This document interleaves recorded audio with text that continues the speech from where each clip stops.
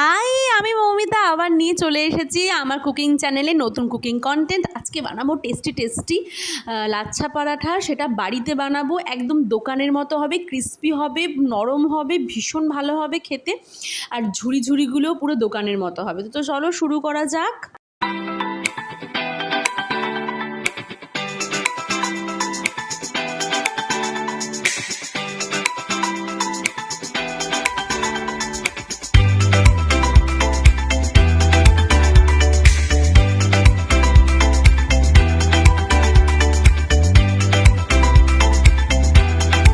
তো আমি এখানে একটা স্টিলের বড় পাত্র নিয়ে নিয়েছি। আমি এখানে কাপ মেপে দেখাচ্ছি। আমি এখানে বড় বড় কফি মগের আমি 1 কাপ মতো নিলাম হচ্ছে ময়দা, আর নিয়েছি একদম অল্প একটু, মানে 1 কাপের থেকে অনেকটাই কম, 1/3 থেকেও একটু কম, মানে হাফের থেকে সামান্য বেশি আটা নিয়েছি সামান্য। এবার দিচ্ছি হচ্ছে চিনি, নুন, আর দিলাম হচ্ছে তেল, মানে রিফাইন্ড অয়েল। তোমরা যে কোনো সাদা তেল ইউজ করতে পারো। এটাকে ভালো করে হাতের দ্বারাই যেরমভাবে আমি দেখাচ্ছি ঠিক এরমভাবেই ভালো করে মিশিয়ে নিতে হবে।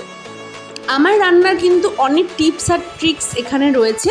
অনেকেই নানান রকম সমস্যার কথা বলে তোমরা জানাও যে বাড়িতে লাচ্ছা পরোটা বানানো হয় না, সেইভাবে বেলা যায় না, বেলতে গেলে সেটা পুরো মানে আবার প্লেন হয়ে যায়, সেই ঝুড়িগুলো হয় না। তো সেগুলো সমস্ত টিপস এর মধ্যে আছে। তো হ্যাঁ, এখানে আমি দুধ দিয়েছি, এটা খুবই একটা টিপস, এটা একটা সিক্রেট ব্যাপার, সেটা আমি জানাচ্ছি তোমাদেরকে। দুধটা আমি একটুখানি একবার মতো জাল দিয়ে ওটাকে আমি ঠান্ডা করে নিয়েছিলাম পুরো। এবার এটা দিয়ে আমি ভালো করে ময়দাটা মেখে নেব। আমি খুব একটা টাইট করে ময়দাটা কিন্তু মাখবো না। তোমরা সঙ্গে থেকেও দেখতেই পাচ্ছ আমি কিভাবে ময়দাটা মাখছি। ঠিক এরমভাবেই কিন্তু তোমরা ময়দাটা মেখে নেবে। আর ময়দাটা আমি কীরকম, কতটা টাইট কতটা নরম সেটা তোমরা দেখেই বুঝতে পারছো। তো দেখো আমি এরকম একটা মানে মিডিয়াম মতো রেখেছি। সেটা খুব একটা একদম লোদলোদেও হয়ে যাচ্ছে না, আবার এমন খুব একটা শক্তও নয়। তো এবার আমি ওর মধ্যে রিফাইন্ড অয়েল দিলাম, দিয়ে ভালো করে আবারও এটাকে মাখিয়ে নিলাম। হাতে লেগে যাওয়ার মতো হয়ে যাবে একটু, কিন্তু এটাকে ভালো করে মাখিয়ে নিয়ে এইবার আমি এটাকে একটা সাদা কাপড় দিয়ে ঢেকে রাখবো। কিন্তু তোমাদেরকে মনে রাখতে হবে ঠিক ময়দার যে এই যে টাইটনেসটা, এটা যেন এরকমই থাকে, একটু নরম প্রকৃতির, তাহলে কিন্তু এটা ভালো হবে আরও। তো আমি এটাকে সাদা কাপড় দিয়ে ঢেকে রাখলাম মিনিমাম 1 ঘন্টা থেকে আধা ঘন্টার জন্য। তো আমি এখানে আধা ঘন্টাই রেখেছিলাম। আধা ঘন্টা পরে আমি চলে এসেছি। তোমরা চাইলে 1 ঘন্টাও রাখতে পারো, কিন্তু এর থেকে বেশি রেখো না, তাহলে কিন্তু দুধটা পচে গিয়ে এটা ফ্লপিনেস চলে আসবে, লাচ্ছা পরোটা হবে না, তাহলে প্রবলেম হতে পারে। দোকানে কিন্তু এক ধরনের কেমিক্যাল ইউজ করে, সেই কারণের জন্য ওরা অনেকক্ষণ রাখতে পারে এটা। তো চলো, দুধটা ভালো করে ফুটিয়ে নিয়ে যদি রাখো তাহলে 2 ঘন্টা মতো রাখাই যায়। তো দেখতেই পাচ্ছ গোল্লাগুলো আমি কীরকম টাইপের করে তুলছি, ঠিক এরমভাবেই নেবে। তোমরা এটাকে পুরোপুরি লম্বা করে লেচি করে তারপরেও গোল্লাগুলোকে এরকম করতে পারো, যেরকম আমি দেখাচ্ছি। তো গোলগুলো হয়ে গেছে। এবার আসবো আমি মেন পার্টে, সেটা হচ্ছে ঝুড়িগুলো আমার কি করে সুন্দর হবে। তো আমি এখানে ওই আমার যে সিঙ্কের আমার যে রান্নার যে স্ল্যাবটা, আমি তার মধ্যেই এটা বানাচ্ছি। অন্যান্য হোটেল বা বড় কোনো রেস্টুরেন্টে কিন্তু ঠিক এই প্রসেসেই বানানো হয়। তারা কিন্তু এই পাথরের ওপরেই কিন্তু বেশ সুন্দর করে বেলে করে। তো আমিও সেটাই করেছি। তো ভালো করে পরিষ্কার করে নিয়ে তেল নিয়ে লেচিটাকে বেলে নিলাম। খুব একদম পাতলা করে বেলিনি, মোটামুটি একটু পাতলা করেছি, একটু বড় করে বেললাম। এর মধ্যে তেল দিলাম হচ্ছে শুকনো আটা, দিয়ে আবার ওটাকে ভালো করে মাখিয়ে নিচ্ছি। নিয়ে দেখো আমি দুটো টিপস দেখাচ্ছি। এটা একরকম প্রক্রিয়া, একবার সামনে করে একবার পেছনে করে এইভাবে করে যেরম দেখাচ্ছে ঠিক সেরমভাবে এটাকে তোমার ভাঁজ করতে হবে। দেখো কিরমভাবে দেখাচ্ছি আমি, ঠিক এরমভাবেই সামনে পেছনে করে ভাঁজ করতে হবে। করে এটাকে এইভাবে রাউন্ড করে গোল করে নিতে হবে, আর যে অংশটা থাকবে সেটা পেছনে এইভাবে গুজে দিতে হবে। ওকে, তো রেডি হয়ে গেল। এবার আমি নেক্সট আরেকটা টিপস দেখাচ্ছি, এটাও খুব ভালো হয়। তো এবার আমি ময়দাটাকে আবারও ঠিক সেম প্রসেসে ভালো করে আমি বেলে নিচ্ছি। খুব অতিরিক্ত মানে মোটা রাখবো না, একটু পাতলা মোটা মিডিয়াম মতো রাখবো, আবার একদম পাতলা করব না। এবার দেখে নিলে কীরকম রেখেছি। এবার আমি তেল দিলাম, এর মধ্যে আবার আমি আটা দেবো একটুখানি, যেরকম আমি আগেরটাতেও দিয়েছি সেম প্রসেসে আমি এটার মধ্যেও দিলাম, আটাও দিলাম, তেলও দিলাম, দিয়ে ভালো করে মাখিয়ে নিচ্ছি। এবার মাখিয়ে নেওয়ার পরে আমার আসল প্রক্রিয়াটা এবার স্টার্ট হবে। একটা ছুরি নিয়ে নেবে, নিয়ে দেখো যেভাবে আমি কাট করছি তোমরাও ঠিক এইভাবে সরু সরু করে কাট করে নেবে। মনে রাখতে হবে ওই পাশটা যেন পুরো খুলে না যায়, কিছুটা কিছুটা খুলেছে, আমার কিন্তু পুরোটা আমি কেটে কেটে দিইনি।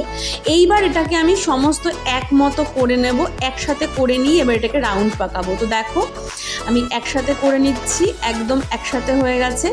নিয়ে যাওয়ার পর এবার যে প্রক্রিয়াতে আমি এটাকে ঘুরিয়ে ঘুরিয়ে গোল করেছিলাম, ঠিক সেম প্রক্রিয়াতে ঘুরিয়ে ঘুরিয়ে গোল করব, করে ওই যে বাকি অংশটা ওটা পেছন দিকে গুজে দেবো। তো হয়ে গেছে আমার এইভাবে দু রকমের আমি লাচ্ছা পরোটার লেচি করে নিয়েছি। এবার এটাকে বেলে পরোটা ভাজার তো ওটাকে আমি রেখে দিয়েছিলাম। তারপরে আমি এবার প্যান নিয়ে নিয়েছি, নিয়ে এবার পরোটাটা আমি ভাজবো। কারেন্ট চলে যাওয়ার জন্য একটা শ্যাডো পড়াতে একটুখানি অসুবিধা হচ্ছিল, আশা করছি পরেরগুলো আর অসুবিধা হবে না।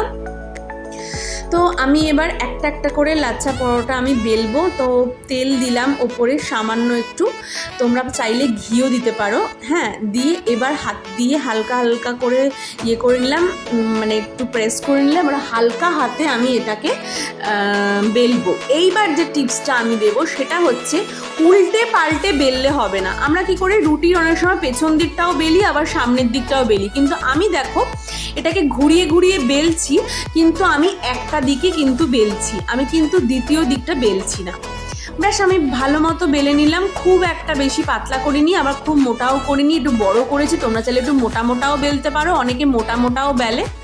তো বেলা আমার হয়ে গেছে, আমি আরও একটা বেলে তোমাদেরকে দেখিয়ে দিচ্ছি। দেখো ঠিক যে দিকটা আমার মানে বেলার, আমি ওই সেম দিকটাই কিন্তু বেলছি, ঠিক আছে। আরেকটা তোমাদের সুবিধার্থে দেখিয়ে দিচ্ছি, বেলে আমি উল্টো দিকটা কিন্তু বেলছি না, আমি ওই দিকটাই বেলছি। আর দেখো একটু একটু জায়গায় ফাঁকা হয়ে যাচ্ছে, মানে এতটা সুন্দর হয়েছে আমার মানে লাচ্ছা পরোটার এই ঝুড়িগুলো, যেটা আর কি লাচ্ছাগুলো যাকে বলে, যে ওটা ফাঁকা ফাঁকা হয়ে যাচ্ছে। লাচ্ছাগুলো কিন্তু অ্যাজ ইট ইজ সুন্দরই থাকবে, সেটা আমি পরোটার পরে তোমাদেরকে দেখাতে পারবো।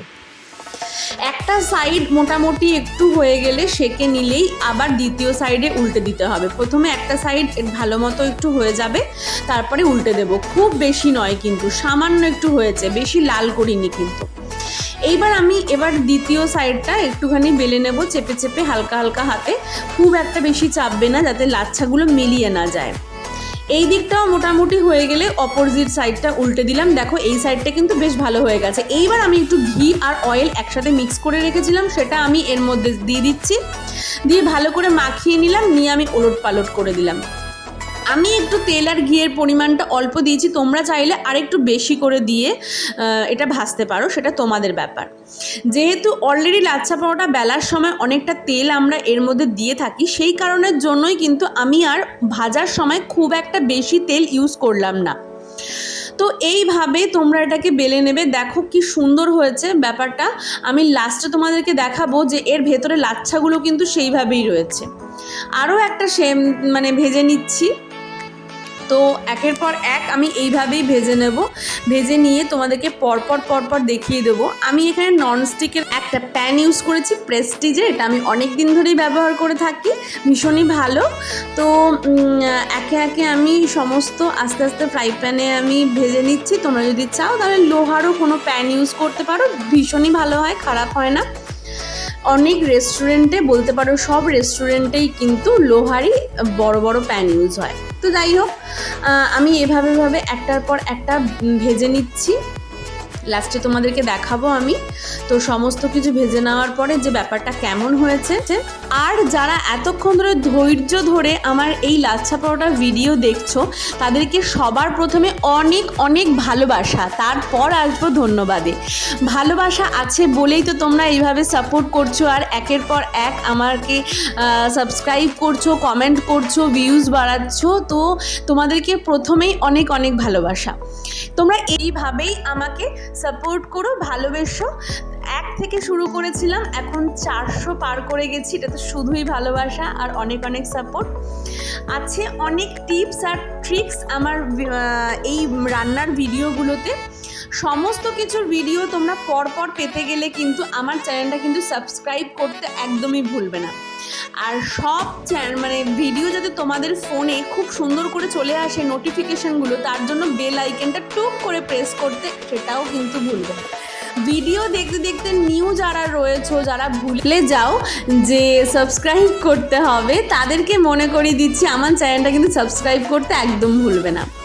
এইবার দেখো আমি আবার রান্নায় ফিরে এলাম, তোমাদেরকে এবার দেখিয়ে দেবো যে কতটা নরম হয়েছে। ঠিক আছে, একটা প্লেট নিয়ে নিয়েছি, তার মধ্যে লাচ্ছা পরোটাগুলো একের পর এক আমি নিয়ে নিচ্ছি। দেখো কি সুন্দর ব্যাপারটা হয়েছে, আশা করছি বুঝতে পারছো যে লাচ্ছাগুলো কি সুন্দর রয়েছে, পুরো দোকানের মতো পরপর একদম খুলে যাচ্ছে। আর কতটা সফট হয়েছে, আর কি সুন্দর একটা ক্রিস্পি ব্যাপারও আছে, প্লাস নরমও আছে, আর কতটা সুন্দর হয়েছে। তো আজকের এই ভিডিওটা কেমন লাগলো আমাকে অবশ্যই জানাবে। কতটা টিপস আর ট্রিক্স তোমরা বুঝতে পারলে আর নিতে পারলে সেটাও জানাবে। বাড়িতে ট্রাই করে কেমন হয়েছে সেটাও জানিও। আবার দেখা হবে নতুন ভিডিওতে, ততক্ষণ খুব ভালো থেকো, টাটা বাই।